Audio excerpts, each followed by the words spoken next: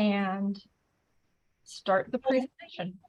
And if you have questions at any time, just raise your hand, and hopefully one of us who's logged in here will see it. Is the chat function? Yes. Okay. Yeah.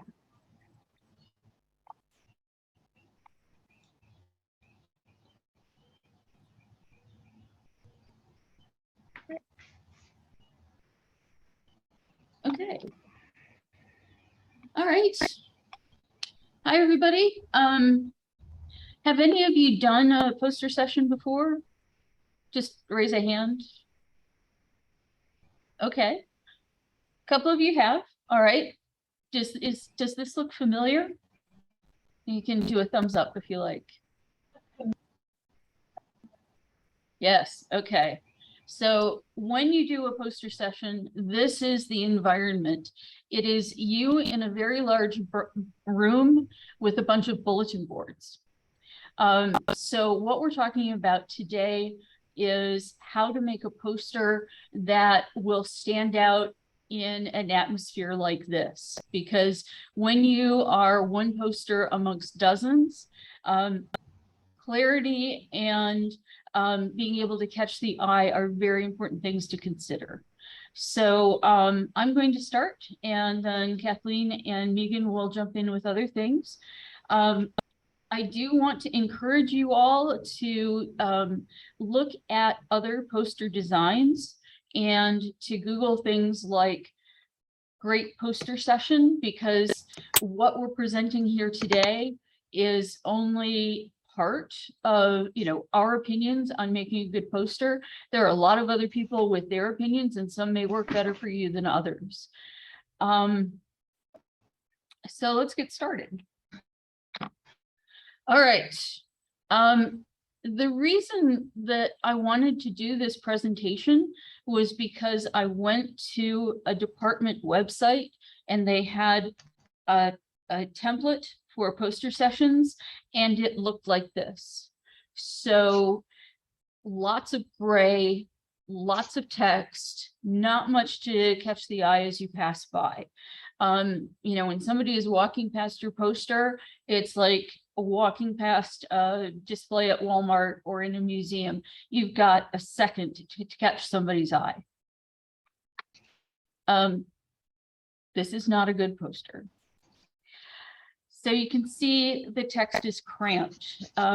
Fully justified, you don't want to do that because it looks very awkward, because the spacing of the words gets weird. It's always better to do left justified so that your right edge has some space on it.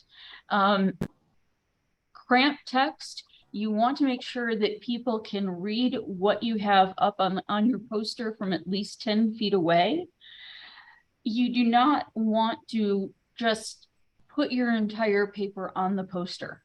We'll talk about having maybe a QR code or a handout or something like that that people can take with them so that they can get back to your full text. No color. Color is good. So yeah, nothing very good here to catch the eye. Yeah, we have a few grays. They're too much, too small. Illustrations are boring. Graphs are boring. All right. So when you are planning your poster, think of the way that the eyes of the reader are going to cover the material. For people who are read and write in English, we're going to go right or left to right. I just realized that eyes go to the upper right corner first. That's actually the left corner. Your other left. Sorry about that. But it's going to start where you would start reading on a page. Down here, conclusion, out of space, it gets very cramped. You want to leave room for a good exit of your material. Yes, you don't have to put your whole paper on the poster. You want to highlight the main points and handouts, social media sites, QR codes. If you have a little business card with a QR code on it, that's easy for people to take away, and it gets people to your full paper, not just the poster that they're seeing. All right. When you sign up for a conference, you're going to get parameters for the poster session. It should tell you the size of the poster that they're looking for, possibly even the orientation. Your department may also have requirements, like you have to, if you have a granting agency, you may have to add their logo or put the UGA logo on it. Make sure you know all of those things before you start working. Landscape orientation is long ways, so it's horizontal. Portrait is vertical, so make sure you know how the poster is going to be displayed. A lot of people use PowerPoint or Google Slides to create a poster session, and that's perfectly fine, but you want to set up your page first so that you're working with the size of your finished product. If you start with a standard size slide and blow it up, it's going to be very pixelated, and it's just going to be very blurry. When you print, you're looking for DPI, or dots per inch. The big poster printer that I have prints at 150 dots per inch, and more professional printing will print at 300 or 600. So you want to make sure that you're printing at least 150 dots per inch. 72, which is web standard, is going to look shabby. All right, so no more than 2 fonts. Some people will say the title or headings should be sans serif and the body text should be serif. Other people will say the other way. Just make sure that you do the same thing through the entire poster. So you have one font for your headings and one font for your text, and make sure that everything is readable. Again, readable from 10 feet away. There are some font sizes here that give you some examples. If it helps you, make a little style sheet for yourself where you write down titles are going to be 85 points. Body text is going to be 24 points. If you can set up text styles in your program, that can help too, and make sure that everything comes out consistently. All right. Borders. Be judicious with borders. You don't want to put a border around every block. You want to use a border to call out or make something more prominent. You want to leave white space between the parts of your poster. I saw a figure that your poster should be 40% white space, but that seems like a lot. Make sure that people can see every item, not just a big wall of text. That's what we're trying to avoid. All right. 5-point border or whatever looks good, not a heavy frame, just something that will make the text stick out. All right.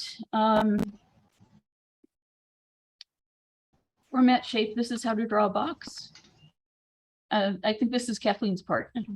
All right.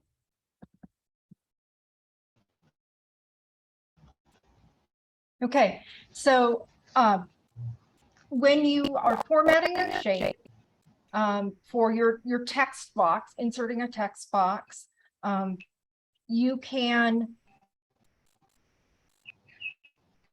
make a margin that is a buffer so that your your text doesn't go all the way, particularly if you have a border, so it doesn't go all the way to that border, and you'll want to wrap the text within that shape, within that text box. So it will auto wrap, and then as you type, you may need to sort of resize the box. This is here, this slide, so that it can be referenced again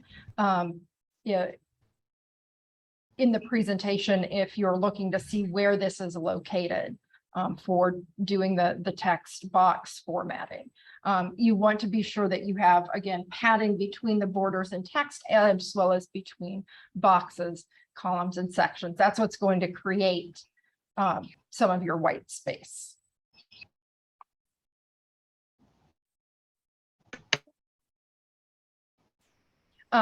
One hint for sort of pre-printing to see how your poster looks. You can also, obviously, you can size it to your screen and see it on your screen, but printing your poster small in black and white will help you get a really sort of high level view of how that's going to sort of read to the eye when someone is in a room and standing 3 to 5 feet away. And that'll give you, again, like how much gray there, how much is text, how much is white space, etc. You can never proofread your poster too many times. If you can get someone else to proofread for you, that's even better. We become a little bit immune to our own text that we've done. And someone else may also see, have you, misaligned something as well. So, again, this is sort of stepping you through the process with one that Diane put together. So catch the reader's eyes with graphics, but make sure your graphics are meaningful, that it relates to your poster. And you'll see we started here with sort of just a blank PowerPoint presentation. And here is the logo that we were asked to have at the bottom, pretending that we're participating in Curo. Good sized title.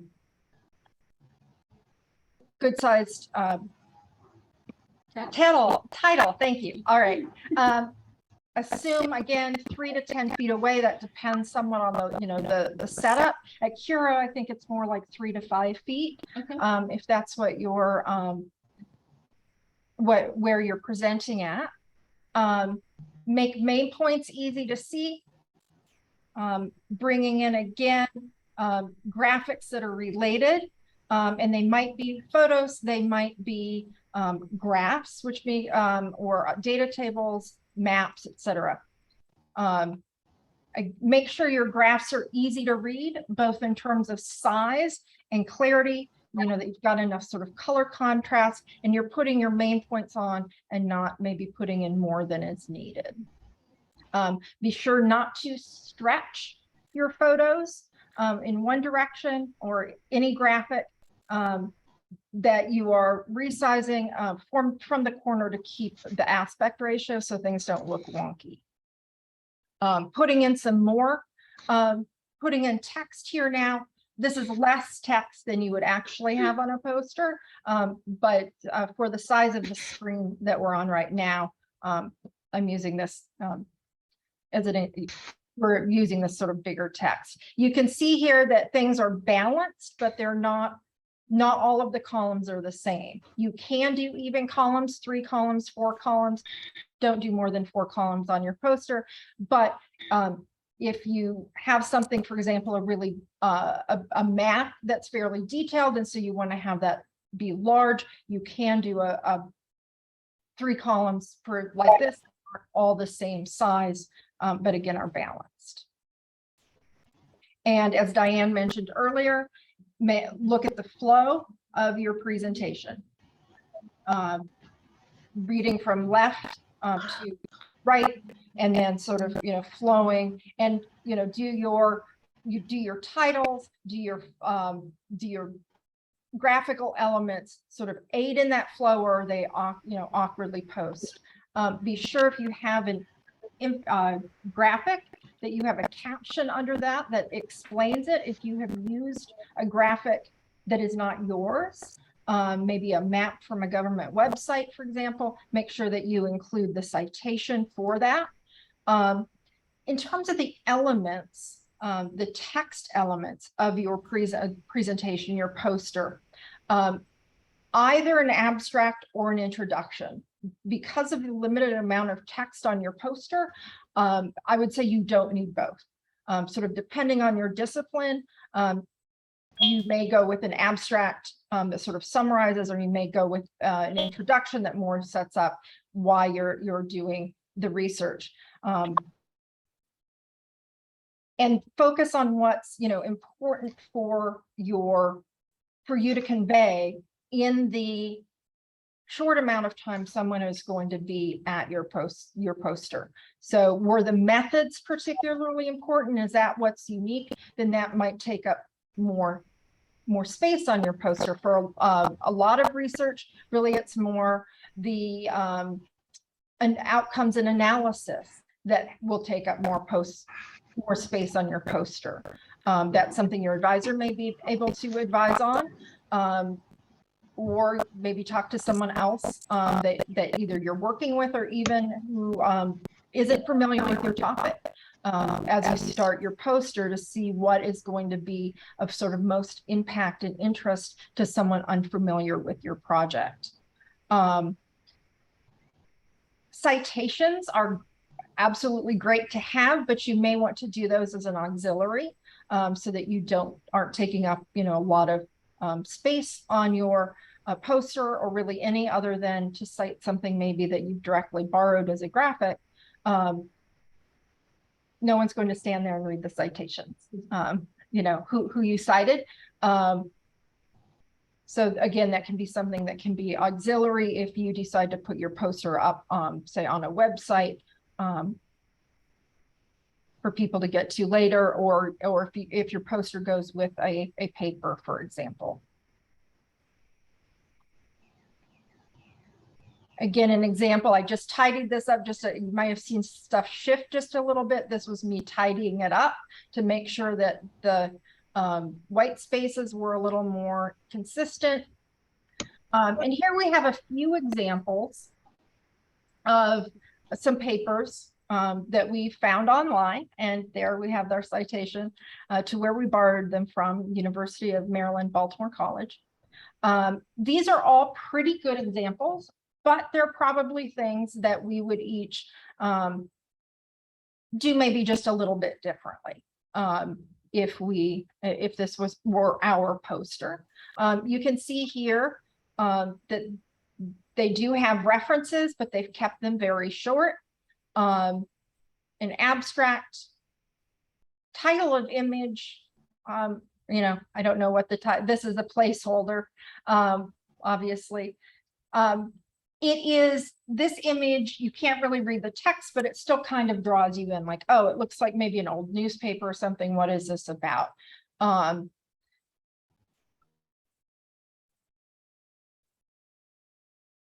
So this is something for you to reflect on. Again, when we'll put this up online, it's hard to have this be interactive, on Zoom.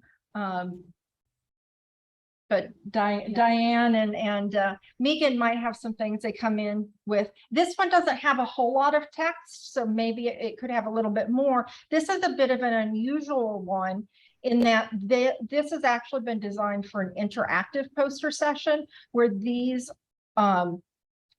buttons, background, question, methods, results, and conclusions, actually someone can go up and press on those and get to those. So that's part of the reason why there's not very much text on this slide. This is actually interactive where people can get to further information. It does have a great eye-catching visual. Obviously, the example, we'll assume that this poster is about octopi. Otherwise, it's just a cool graphic, but not really relevant. Here's another one that was on the sort of list of good examples. This is one where I think they actually could do some work. Their title definitely draws you in, but it's probably taking up more real estate than it's needed. It takes up a lot of real estate. There I am. Hello. And also the little blocks in the corners, they tighten up the space, but they don't really do anything. So if I were to look at this and suggest something, I might say, instead of a shape, maybe have an outline of Ohio, or Buckeye leaves or something like that. You can see that there is a lot of text in this. My rule is that all text is improved by being cut down by 25%. So you've seen probably in some other examples that we've shown that bullet points show up a lot better than big blocks of text. So if you can do bullet points in a sensible way, that's what I would recommend. But you see here that titles and text, they're generally consistent. The graphs are in color, so that makes the data more clear and also more interesting. So this isn't perfect, but it's got some things to look at. And I can tell you from my own experience that getting edits for something you're working on is difficult, but it's really necessary. And once you start getting input from other people, your end product will be better. Okay. This one, definitely bold, a lot of color. Draws you in. They have sort of pushed their text to my eye a little too far out to the sides of the boxes, but they do have sort of a good amount of text. The middle, I think, on this one is a little more effective than the previous one. With the previous one, you can see they're definitely trying to squeeze stuff in. This overlay of the text over the data maps is I question maybe a little bit. And on this screen, it's a little hard to tell, but I think even getting up close, this correlations table might be hard for someone to read without standing right in front of your poster. People are sometimes hesitant to get that close to your poster. Plus, if someone is standing directly in front of your poster, they are blocking other people from reading that part of your poster. So that's part of that. Assume they're going to be standing, 3 to 10 feet away. This is a more qualitative example, which is one of the reasons I like it in here. You can see where, because this is a qualitative research and they have done interviews, they've pulled out quotes, sort of representative quotes that relate to these images that are their theory that they're working, that they've come up with, or their themes they've come up with, and then they have the examples. So and this is mixed method, so they do also have a graph here. And that's the part that they're pointing to. Mm-hmm. The central part where they have the pull quotes and the circles, that's what they want the audience to see. So that's the most important. Text on the side, again, could be shorter, but you see it is bullet pointed, so it's a little easier to read. And there's not a lot of real estate given to the heading, just sort of a sensible amount. Yeah. This one has a lot on it, but maybe a little more representative of a lot of more sort of biological and physical sciences papers.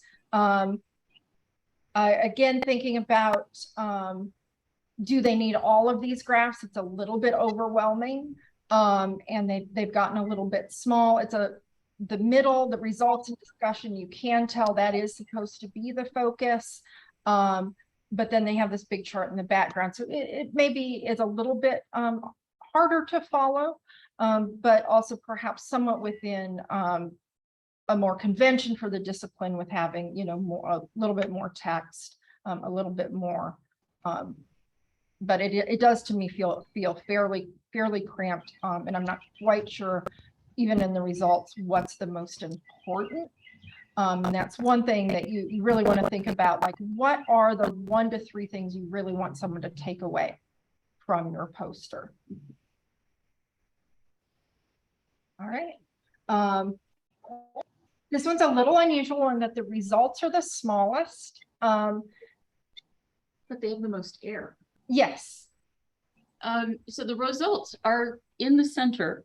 That is a place where the eye will naturally land. And you can see there's a good amount of white space around each graph. So even though they're smaller than the other boxes, they do stand out very well.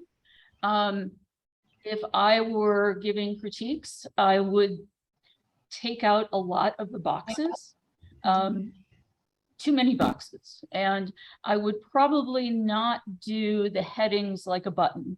I might use a solid color bar, or just change the color of the heading text. Maybe make it red or something like that. If you look at this, there's lots of blue and lots of black and white, and then there's this big red corner on the right side. So you can see where adding a little red in other places might make the important parts stand out more. And this is one where they have a example of the circuit that they've done, the electronics that they've done. If you have a physical element that you've developed that is not large, that may be something to bring with you as well to your poster. You know, we've had in the past for Curo, people design things using the 3D printers, and that would be an interesting thing for someone to be able to see, for example. Even though it doesn't go on your poster, you can have it with you as an example. All right. And Megan. Yeah. So over to Megan. Okay. You'll have to man the slide deck, or you'll have to push next for me. Oh, right. Okay. Okay. I think we're still talking about graphics, not graphs. Oh, okay. Oh, okay. So just takeaways for using graphics in your work. Your graphics should be in context with the main text. You don't want to have your picture on the other side of the poster from what it's supposed to illustrate. High resolution images, we're a long way away from when a pixelated image would be passable. You want to make sure that your images are a large size, and like it says, 300 dpi or higher, and big enough to be visible from a short distance. Put in your captions and credit your sources. And now over to Megan. Sorry. So charts and graphs, you want to use simple 2-dimensional line graphs, bar charts, pie charts, and you don't want to use the 3D graphs unless you're displaying actual 3D data. This is like my pet peeve. So many people pick like, oh, it's prettier. No. It doesn't represent your data if you're using a 3-dimensional graph. You want to turn your camera on. Okay. You also want to avoid tables of data. Graphs and charts are easier to understand, and they add some visual interest to your poster. Here's another place that you can add some color. And please don't use pie charts if your percentages add up to more than 100. Please. Oh, yes. So here's some kind of my do's and don'ts. So here's the table of data that, like, okay, this is great, but it doesn't really show me anything right away of what's the most popular with anybody. So next, please. So on my left is a nice simple 2-dimensional chart. If we were looking at like popularity and also plushie sales, then we would have 3 dimensions of data, where the one on the right might be better with that 3rd dimension in there, but we don't have that. So please, no 3-dimensional. Here's another cute one that, Excel will toss up with you, a possibility of a chart to make, but it doesn't really give you any idea of real dimension of like which one is more popular. Like I can see it's kind of, the Bulldogs are a little more popular, but by how much? I have no real idea. They look cool, but they're really hard to draw conclusions from. Next one. And here's the 3-dimensional pie chart. You always want to give, like, if your numbers are these the actual like raw numbers of responses, or are these a percent of the total? You don't want to make people have to make too many guesses on what your data represents. And again, no, 3-dimensional. So what do these pie slices actually mean though? Nobody wants to do math in their head as they look at your poster. Next. So would you favor a percentage versus a number? I actually usually use both, of like, depending on if you don't have a lot of responses, if you're looking at like qualitative data where maybe you've only talked to 10 people and maybe 3 said, you got 3, and 1, it's 30% think this way. Well, you were looking at 3 people. So it might be misleading to have that pie chart. So I usually do with the percent and like the number in parentheses of responses. Okay, so the N. Okay. I like to put, well, as much. So images. Use your own pictures where possible. We've kind of gone over this a little bit before we started talking charts, but you really want, the size of like 300 DPI. You can take an image that's 300 DPI and you can stretch it to twice the size that it is without it pixelating. Anything below that, it starts getting questionable. Don't copy photos from the internet or other documents and paste them directly into your poster. You can save them to your computer and then use import or place tool to insert it. If you have the option, save your figures and graphs as PNGs. These are a vector format, so you can make it larger or smaller and it won't pixelate. They will still look good. That's another pet peeve is pixelated images. So lots of lines of text, definitely images. If you've got a chance for a PNG, that's good. TIFFs are a bit big.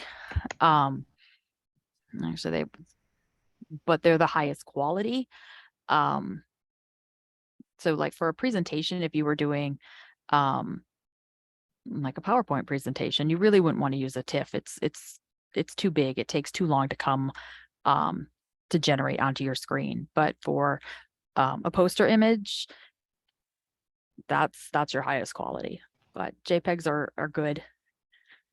They're smaller, they're lighter weight. It's going to import easier. Just be careful of stretching. Next. So yeah. And how do you find images on the good size images on the web? The Google image search, the advanced search has different settings, so you can actually look for the large images. And you can also rights usage to get ones that are they are free to reuse, or they're okay. But always, give credit to your images if you're not creating them yourself. This is my pet peeve. Yeah. Just 3D graphs minus stock photography. You'll see a lot of stock photography come up when you do an image search. A lot of times they're going to have a watermark on them that will make it very clear that you're taking something from Getty Images or whatever.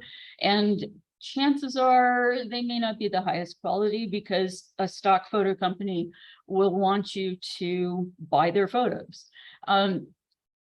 This particular photo was from a meme called "Single Woman Laughing at Salad."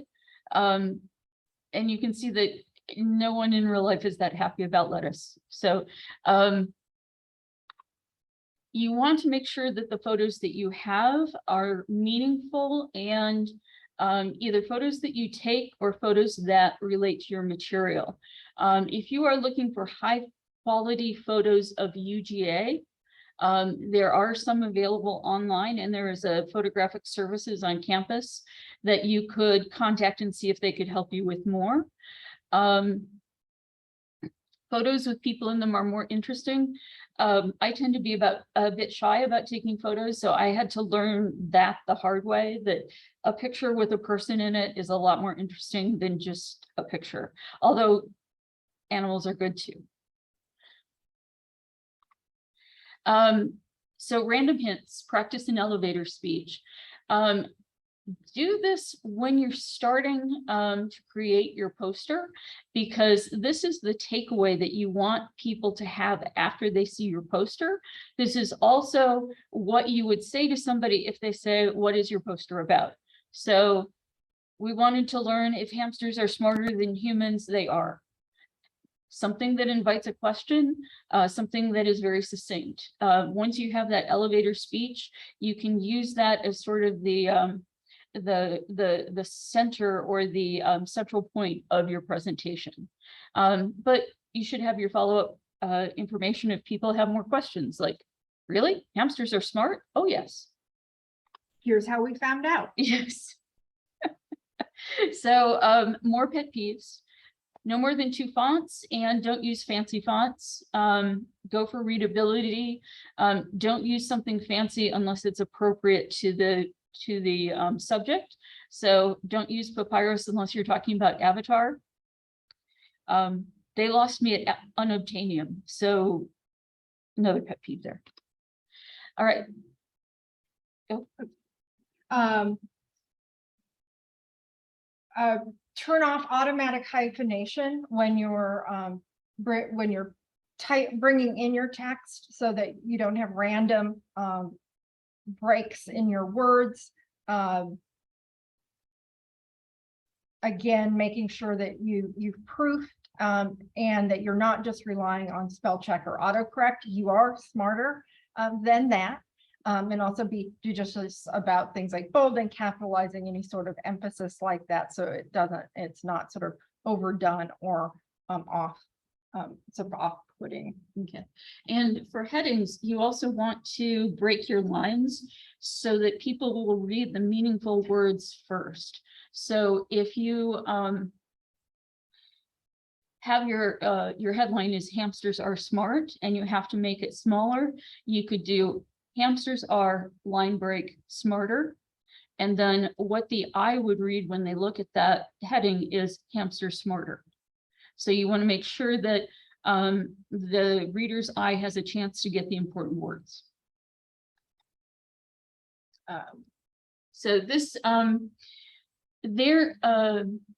the marketing department of UGA has a visual style guide, and they have put this out so that anyone who is doing materials for to be used on campus is going to follow campus guidelines. Even though your poster session may not qualify, it's a really good look at how to design something and make it stylish. So if you are looking for ways to change up your poster so it's a little more readable, this is not a bad place to go. This is also where the photo file is. When you are laying out your poster, lorem ipsum is a stand-in for real text. So it's a dummy text. All you're going to do is copy a bit of it, throw it into your paper, and that's going to show you where the text, excuse me, is going to appear. And there are many dummy text generators. You could even call up a blog post and just cut and paste some text so you can see where the text appears on your paper. And that's just a way to help yourself lay out your material. It may seem counterintuitive to sort of do layout before you really are putting in your text, but that will give you an idea of how much space, and then using something like lorem ipsum, how many words you want to devote to your abstract, for example. So that, you know, if you sort of start laying out from the beginning, you might have a tendency, you know, if you're just pasting in text that you've written in Word or Google Docs, to get to your main point and be like, oh, I don't have enough room. So that can help you with sort of editing down your text to know how much space you want to devote to it. So not so much maybe writing to that, but editing down maybe text you already have before you start pasting it in. Okay, these are just some takeaways. Trust your eye. If it looks wrong, it probably is. So if something looks wonky, have somebody else look at your poster and say, what do you think? Or do you get the main point? Input from other people will make your work better. Be sure to put just the important points on your poster. And be consistent with your fonts, be consistent with your bullet points, be consistent with your spacing. Make sure it's a pleasing composition as well as relevant text. Make sure your images are clear and proofread, have somebody else proofread, then proofread it again. You know, we've given this presentation several times, and this is the first time that I realized that I had you're going to read your poster from right to left instead of left to right. So have people look at your stuff, because you're going to get used to what's on the page and you're not going to see the errors. So are there any questions?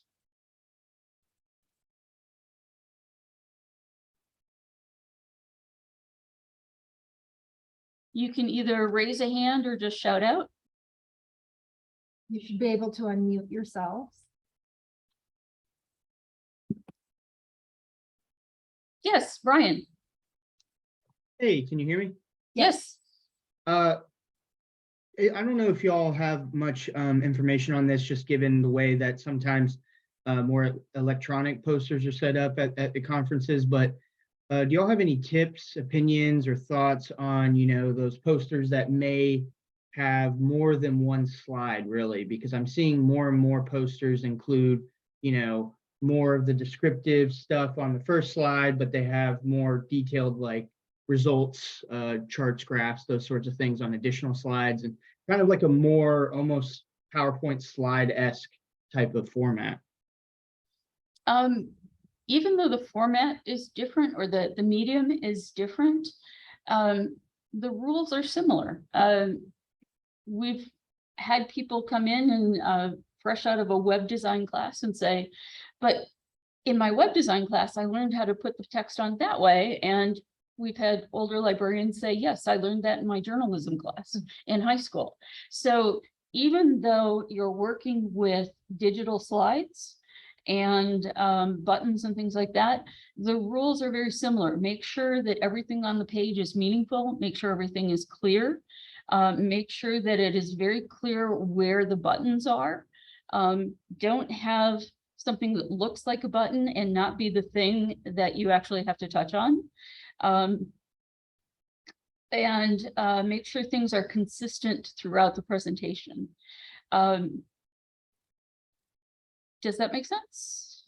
The other thing that I would add is, in thinking of that example with the octopus, is your opening slide, making sure you still have sort of your main point there, you know, that your main point is on your slide, that it's clear what you want them to focus on the most.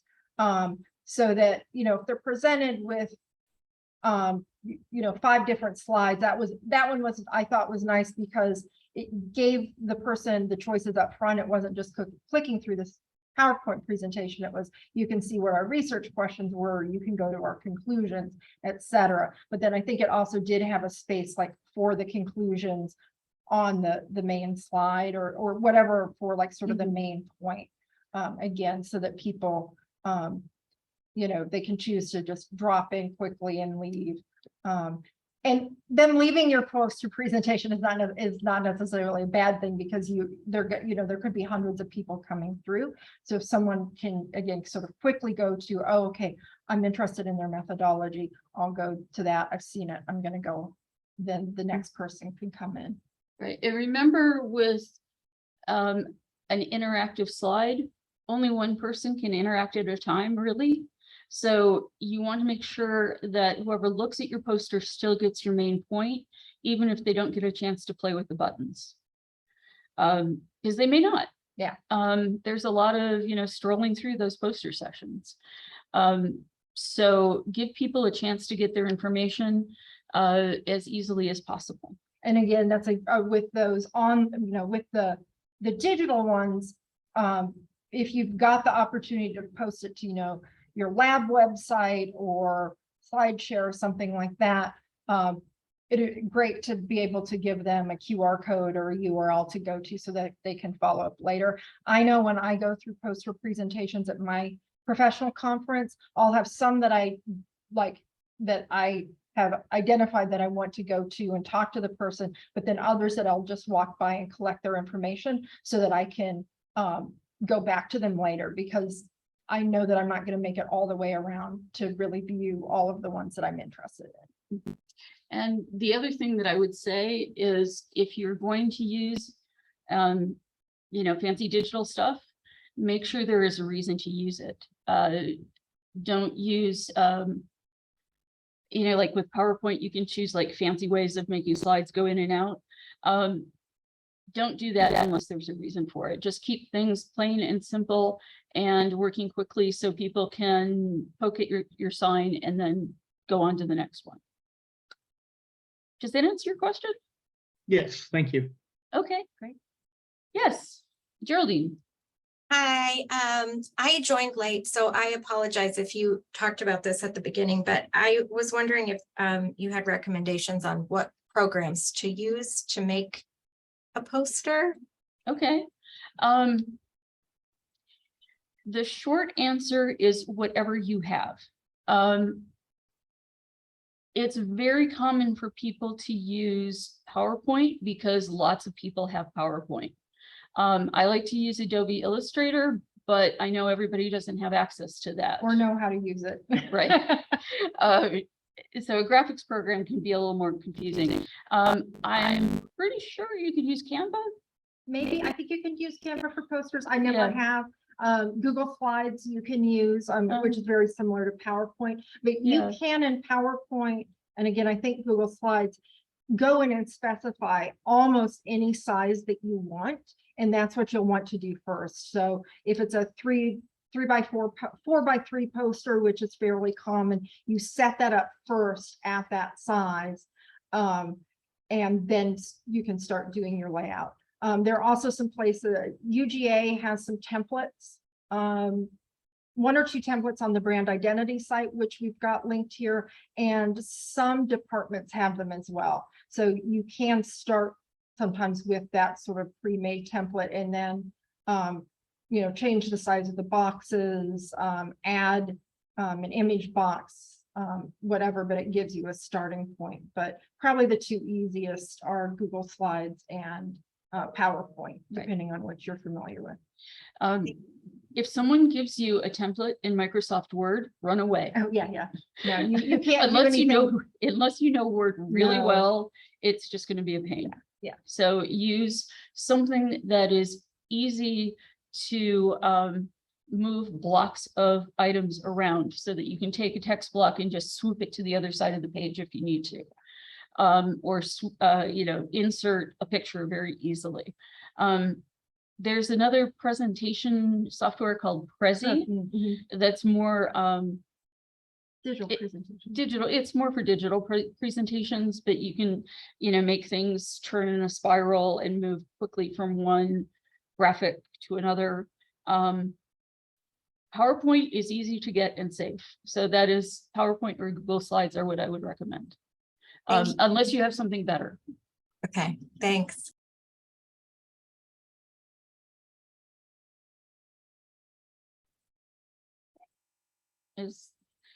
Are we good? Right. Okay, we'll probably have this up in maybe the middle or end of next week. We'll put up the recording and the slides. And please contact us if you have other questions. I'm always happy to answer a graphics question. We do have computers in the MLC and in the main library. I assume the science library as well, where you could use things like Adobe Illustrator, Adobe Creative Suite. If you need help with that, you can get help with that. So let us know if we can help you do a final product, because when you look good, we look good. All right. Thank you. Have fun.